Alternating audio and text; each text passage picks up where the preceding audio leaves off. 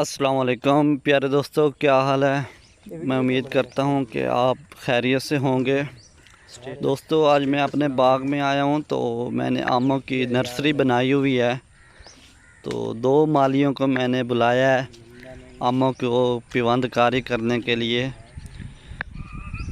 ये देखें, ये माली कलम बना रहा है। मुख्तलिफ़ वैरायटियों की हम कलमें करते हैं नर्सरी में, जो आम का पौधा तैयार किया जाता है। ये माली आप पिवंदकारी कर रहा है पौधे के ऊपर। जब ये पूरी मुकम्मल कलमें हो जाएंगी फिर ऊपर से पौधों की कटाई की जाएगी कटर से, वो भी हम आपको आगे दिखाएंगे। दो माली लगे हुए हैं, एक माली कलम चढ़ा रहा है पौधे पर और दूसरा माली कलम के ऊपर शापर चढ़ा रहा है।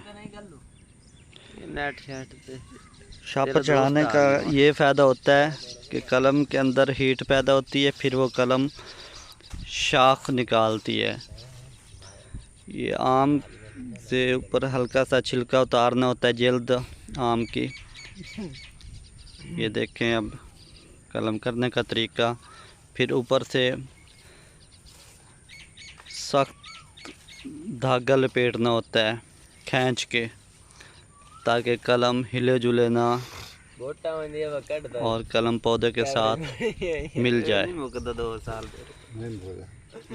तो ये कोई इतना मुश्किल काम नहीं है आमों का पिवंदकारी करना। ये शापर चढ़ाया जा रहा है, इस तरह शापर चढ़ाया जाता है। ये तरीका भी आप देख सकते हैं। दोस्तों ये हम मुख्तलिफ कोई काला चौंसा, सफ़ेद चौंसा, मौसमी चौंसा कर रहे हैं। सिंधड़े की वैरायटी भी हमारे पास मौजूद है, दुशहरी, रटोल, मुख्तलिफ वैरायटियाँ मेरे बाग में मौजूद है। ये देखें ऊपर से बारीक सा छिलका उतारा जाता है, फिर ऊपर से कलम चढ़ा के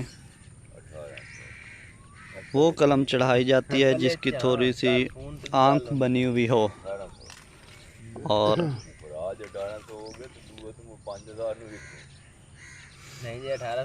तकरीबन मेरे पास 500-600 पौधा खड़ा है, जो अल्हम्दुलिल्लाह कुछ तैयार है, कुछ की अब पिवंदकारी हो रही है।